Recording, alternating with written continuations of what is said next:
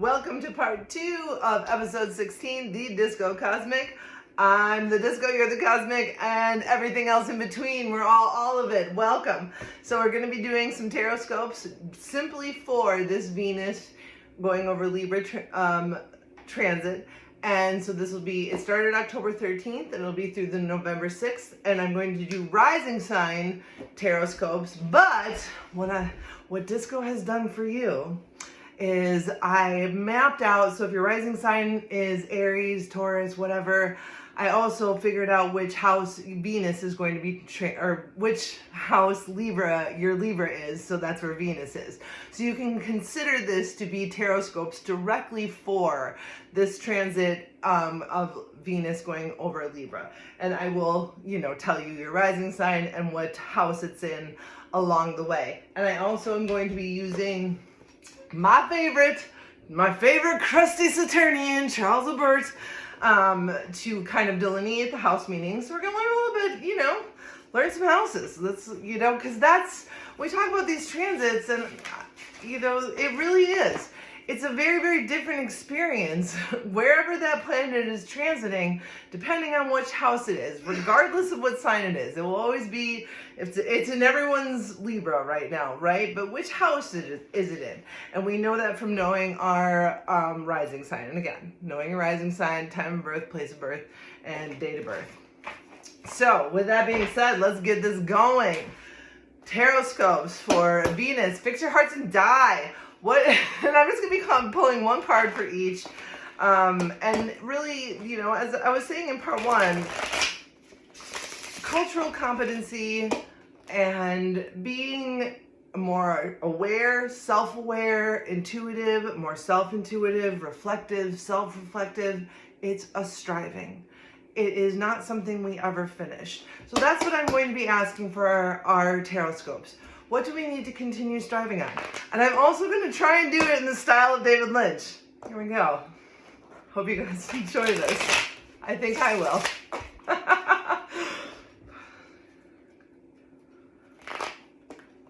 All right, done my invocation, and here we go. Aries. So Venus right now is transiting your 7th house. What do we have for Aries? We got the King of Wands. I don't even know if I can do this. Well, he's a nice king. He's got a good, stable bunny. It was always the bunny. I don't know if I can do it. How about if I just do it? If David Lynch comes out, it'll come out. So anyways, Aries, we got the King of Wands in your 7th house. What's our 7th house? 7th house is one-on-one relationships, marriage partners, opponents, open enemies, and other business transaction partners or things like that. So partnerships. And so with Venus going over Libra, you got the King of Wands. So that means, what do you need to fix your heart about? You need to take some action. You need to do something. You need to stand up and make a statement. That's what the King of Wands, powerful, fiery, not to be messed with. Take this opportunity to show your true power during this transition. Aries. Taurus. For you, Venus Libra is in your 6th house. So that's where Venus is. Your 6th house is health issues, illness, nurses, health workers, unrewarding work, small animals, and lack of recognition. So, it is one of the averse houses. But again, what does that mean to you as I pull these cards and as we're talking about what Venus going over Libra can really bring out of us as participants if we allow it to? So we got the High Priestess for you, Taurus. So that's in your 6th house, right? The mound is connected to the mound of Venus is connected to this finger. I want you to think about that. That's what David Lynch has to say to you, Taurus. What I have to say to you is, this can be, especially from what we're talking about, self-reflection, inner reflection, and listening to your gut. If you feel like something's wrong, or if you feel like you have some power to change something and you're not sure, follow that intuition. Find out, ask questions, be informed. But if you get any sort of intuition about anything, follow it. This can also be a card of self-awareness, you know, maybe getting your intuition, strengthening it so that you are able to, you know, project more of that art. And it can also mean transcendental meditation. David Lynch. That's what we got for Taurus. Gemini is in your 5th house. 5th house, which also is where Venus takes its joy. So, right, you've got so much Venus going on in Gemini. So much Venus for you. It is children, pleasure, amusement, fine arts, sex, gambling as amusement, not as, you know, like gambling addiction. Games, board games, things that are fun. It is the house of pleasure, right? Ruled also by Venus. So Geminis, you got a lot. And you got the 8 of Cups. So when you think about what does this transit mean for you, Geminis, also considering that it's the house of pleasure, what do you need to walk away from that maybe will illuminate you and put you in a different place where you can think about things clear? Where do you need to get away from that's toxic or that doesn't align with you anymore in a Venusian, Saturnian, Libran type of way? Think about that, Gemini. Fix your heart or die, you know? Next up, we got Cancer. Venus is in your 3rd house, Cancer.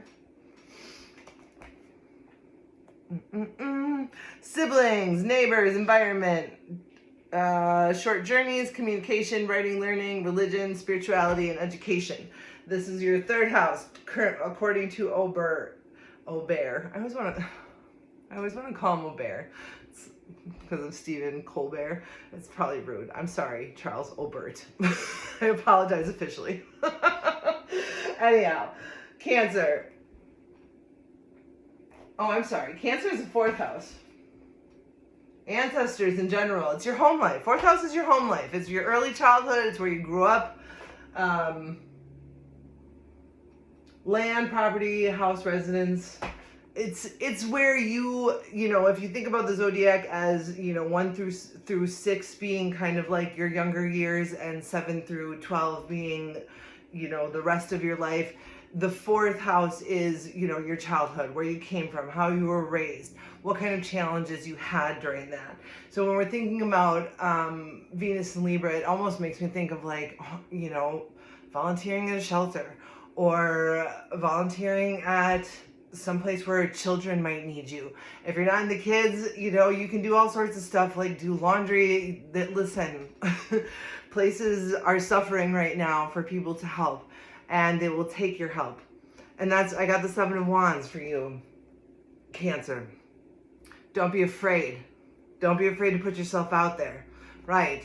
Don't be afraid to get out there. Don't be defensive. Don't think, I'm doing enough. Or not that you are, but push yourself a little bit more. And that's what I see with the 7 of Wands here. Especially Cancer is such a beautiful, nurturing sign. And no, it's not ruled by Libra or anything like that, but I think it goes well with Libran, you know, the connectivity and the caring for humans, the nurturing side of it. And so getting the 7 of Wands, it's like, you know, there's more for you to do. There's more battles for you to fight. And Cancer, you know, that Cancer rising energy can be so healing and beautiful. So get it out there. Don't hide it away from the world. Don't try and push it away. Let it out in whatever way feels good for you. Okay, on to Leo. Now we're on the 3rd house. This one's siblings, short journeys, communication, and small animals. Ooh, we got the devil for you, Leo. So what does this mean with Libra going over, or with Venus transiting Libra? And also, again, remembering Saturn, the keeper of time, the gatekeeper of all, karma, divine karma. This might mean that you have some cleanup work to do. Fix your heart or die, you bozos. That's from David Lynch, not me. But Leo's getting this card, especially during Libra season, and with all of these Libra transits going on, I do think the messages that are coming through are about how are you failing yourself? How are you failing yourself and your community, and using your actions and your habits and your words to continue to fail yourself? I want you to think about that real hard, Leos. And I'm not trying to come down on Leo risings, okay?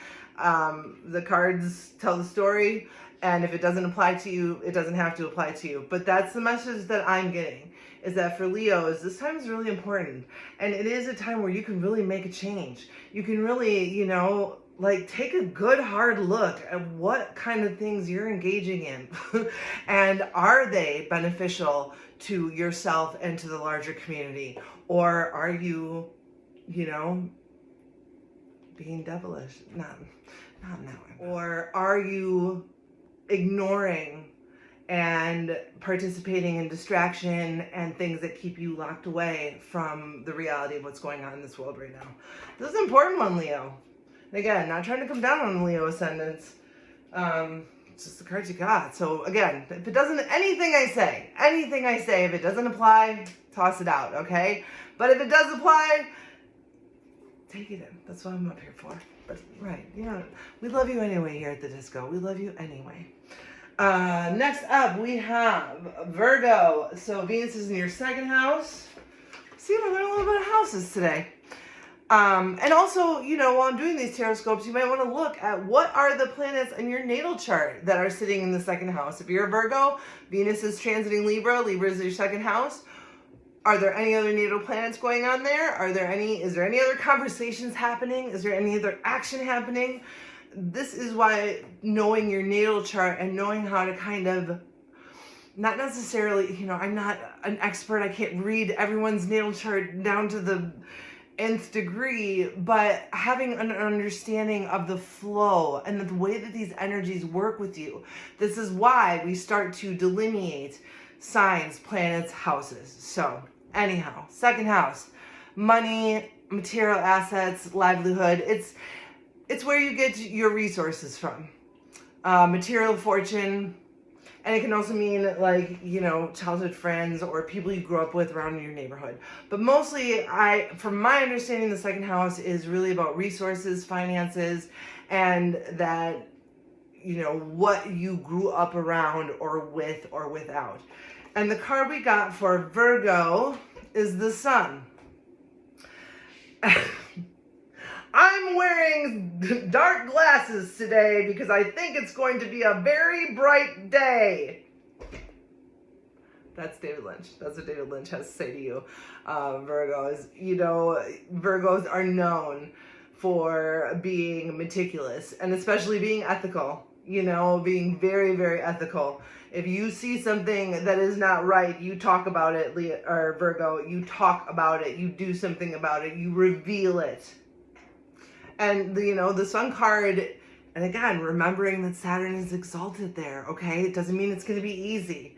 You have to reveal something that is going to make someone angry, or, you know, that is a difficult conversation that you have to have. You have the strength and you have the power to do it. And you've got Saturn and you've got Venus and you've got the Sun and everything else behind you. And you got the Sun card, right?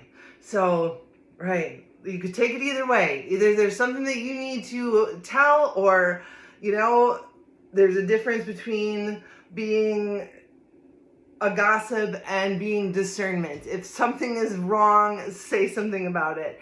And also remember to spread out your energy. I'm wearing dark glasses today because the day is going to be bright. That's for you. Soak in this Libra season, Virgo. Soak it in, right? Venus has been in your sign for a while, so it has... It's not, right, no shade to Virgos, but it's not the most comfortable there. So I feel like there is a kind of release for Virgos in this, as far as what they can do during this time. It is going to be a bright day. You're going to have so much power, illumination. You will have the strength and the resources behind you to right any wrongs that you need to, and you can be that illuminating factor of standing up for what's right. The Sun. Love it. All right, moving on to Libra. Of course, it's going to be your first house. We got the Ace of Wands. So what does this mean for people who, and it is, right, your first house. So this is who you are. This is who you are in the world. You have the ability to trailblaze. This is a trailblaze card, right? Take all that Saturnian, Libra, and Sun energy and think of new ways to express yourself, to express harmony, to express connectedness, to express all those things. Mesh them together. That is really a beautiful thing for Libra risings. You know, it's your rising sign. Venus is going over Libra right now. We've got the sun there. You can be a trailblazer during this time. Libra risings. All right, Scorpio risings, 12th house. 12th house, the house of undoings. Very appropriate for October, right? It's the spooky house. It's not really. None of them are spooky. They're all necessary and they're all a part of life. Just saying. Hidden enemies, prison, confinement, self-undoing, illness, death, large animals. It's another reverse house. I mean, it is.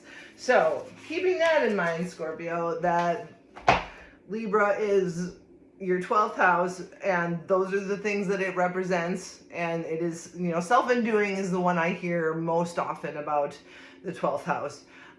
Again, I'm still trying to learn houses as well. They have been the hardest thing for me personally in astrology to really get a grasp on. So doing this, you know, again, thank you for everyone for being here and continuing to watch the disco, because you're helping me feel vital, you're helping me learn, you're helping me feel alive. Bless. All right. So for Scorpio and your undoing, in your 12th house, self-undoing, you got strength, which is how beautiful. It's almost like, don't worry. There's no surprises. We are in a very open, not secretive, connected, and luscious environment of self-expression and creativity. Don't fret about it, Scorpio. I really think that that message is coming through strength. And it's also coming through that, you know, so the 12th house is considered an adverse house. It can be considered Saturnian in a way, you know, because it is a liminal. We can't see it. It can't see the other signs. That's why it's so out of sorts and self-undoing, and we can't always see what's coming. It's 12th house stuff. But getting the strength card, it's like, you're going to be okay, Scorpio. And yeah, there might be some ethical or moral compass type things that come up in your world. You're going to have the strength to take them, to be able to handle them, strategically, because y'all know you Scorpios are strategic. So just remember that, to continue the striving. All right, moving on, we've got Sagittarius, risings. We don't do pages. I'll have to do a video about why I decided to stop using pages. Yeah, I don't deal with pages anymore. I've got reasons. I'll tell you someday. So for Sag, it's your 11th house. Venus in Libra is your 11th.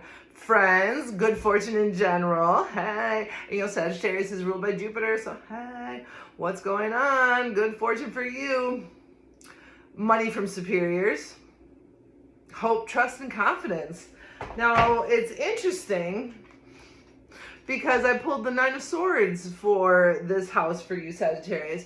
And I think, you know, Jupiter is such a positive, growthful, abundant planet that doesn't want to always deal with the nitty-gritty of Saturn and Venus, especially together. That's how I feel sometimes. You know, Jupiter wants to be like, we're all great, everything's super positive. I mean, this is oversimplification of Jupiter, okay? And it's not so. And so maybe for some Sagittarius risings with this transit going over your 11th house, it might cause you a little bit of anxiety, right? Am I striving? Am I fixing my heart? Am I being authentic and true and showing magnificent valor? Am I refining my moral compass? If you feel anything that is agitating you during this transit, I want you to pay attention to it, Sagittarius. And I want you to take it seriously and think about what you need to do to turn that archetype, to turn that nervous energy into electric power connection. David Lynch, right? And maybe you need to meditate. A lot of times, when this card comes up, again, David Lynch, Transcendental Meditation Foundation. And meditating can come in all different ways. Sometimes meditate when I do the dishes. It's singing songs, dancing, whatever works for you. But when you get these feelings of anxiety, because think about that too, Saturn being exalted in Libra is also, hitting on the major benefic of the ruler of Sagittarius, which is Jupiter. So it's a little bit of a pushback. No, everything's fine. Everything's fine.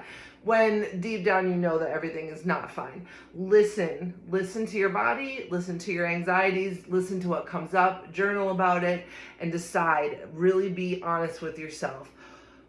What is it? What is it that is bothering me, and how can I fix it during this time where I have the Sun, Venus, and Saturn all in the signature of Libra to power me? Don't be afraid, Sagittarius. You can do it. You can do it, Sag rising.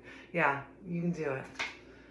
All right, we're almost done here. We got Capricorn rising. It's in my 10th house. Woo! That's also where my sun is. Woo! Right. So I got a lot of power going on right now.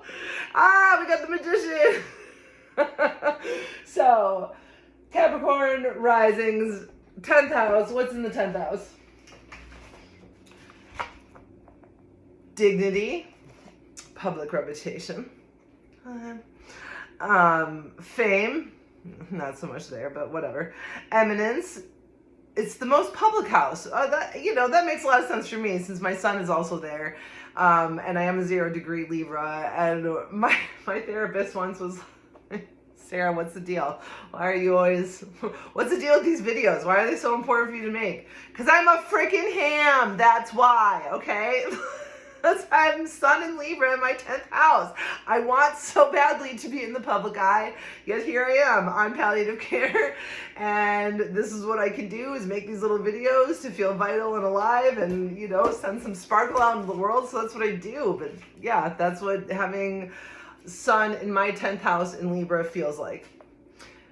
But it also says career as what you are known for, and my life has gone through many different iterations of that as well. We got the Magician. So we got the Magician for Capricorn risings. We've got the power. Right, 10th house, public. What are you known for? What can you put out there that is moral, ethical, that moves maybe that moral compass closer to where it needs to be, where we're caring about humanity? You have all the tools, you have everything you need. If you need to get out there and make a video, if you need to put your artwork out there, remember, this is career, public eye. This is getting yourself out there in your best light, in your best way. And if I think about the Magician too, like I said, we're in Libra season, and we have the Sun there, Venus there, Saturnian energies coming through. It's a powerful time. We've got the resources, and then we're ruled by Saturn, so we've got extra resources to get right on in there. And then and that means, yes, we have extra Saturnian strength and resilience. We are, Venus is, Adam Eldamas said this so beautifully today, and I'm just going to quote him. Put it, maybe I will. With Venus being the evening star that illuminates the manifest cosmos, like I was saying before, that illuminates what we can perceive with our puny little human consciousnesses that we don't even really understand. This Capricorn rising, to get the Magician for this time, is such a powerful way to present physically in this world of entropy and distress and chaos. And again, it doesn't mean, Venus, the 10th house is career. So whatever your career is, Venus and Saturn are ultra powering right now, and you can make a difference if you choose to. The power is there, the resources are there, and it's in your 10th house. So having those transits go through your 10th house gives you that little bit of extra oomph. Ooh, let me shine out from my mountain while I'm climbing up as a little goat. Right, so Capricorns, I like that. I mean, I'm a Cap rising, so I'm ready out. I'm ready to get out here and do some magic for sure. Doing magic every day, let's be real. All right, Aquarius, it's in your 9th house. So let's see what's going on in the 9th house. Long journeys, travel, foreign lands, religion, spirituality, astrology, omens, dreams, divination, and learning, universities and churches.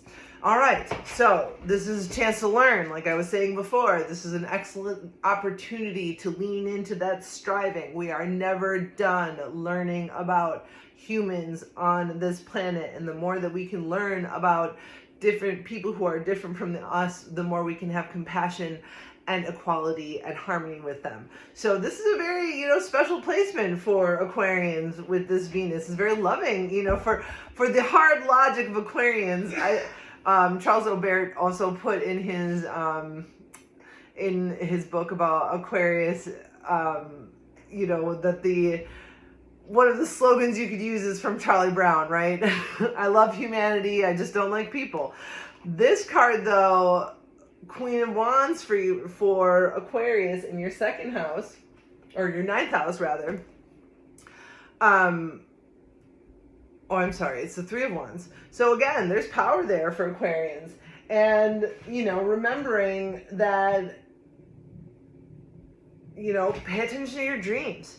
Pay attention to, where you might be going. Long journeys, 3 of Wands, right? See, I told you, houses are difficult. If anyone else has problems with houses, let me know. I am trying my best. Travel, foreign lands. Astrology, this might be a great time to start to learn something. 3 of Wands, put that other wand together. Is there more for you to learn in your cultural competence? Is there something else that you would like to explore that is going to make you a more poignant and compassionate moral being, and, so that you kind of love humanity and maybe sometimes love some humans too. But with the 3 of Wands, I just see you set sail, right? Let this energy kind of just lift you through. Venus ruling Libra with the sun there. Set sail and let yourself feel. That's really what I'm getting for you with Venus going through your 9th house for Aquarians.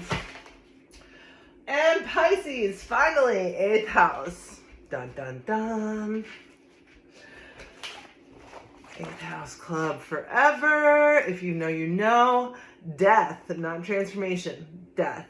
And again, I study from the traditional tradition because I am a beginner. And that's the way I do things. I want to know them from the root up. So that's why I only do the 7 seen planets. I don't deal with anything outside of what the geocentric ancients were able to see when they were creating and refining this beautiful art and language and planetary school of astrology.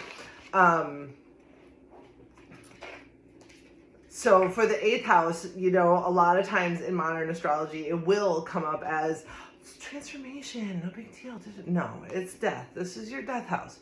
Whatever planets are going on, so, I mean, it's something to think about, and this is why it's important that we know our natal charts. So for Pisces with your 8th house and Venus transiting Libra, death, fear, anxiety, lack of control, also called the idle house. It's a verse. Plans here are hard to be seen or act effectively. Pisces, you might be real overwhelmed is what I'm kind of getting. And the card I got, the 5 of Wands, right? And sometimes the 5 of Wands can mean conflict. Sometimes it can mean you have too many irons in the fire.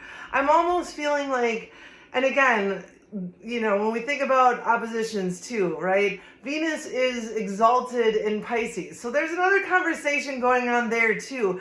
I'm almost feeling for you, Pisces risings, that this is your permission slip.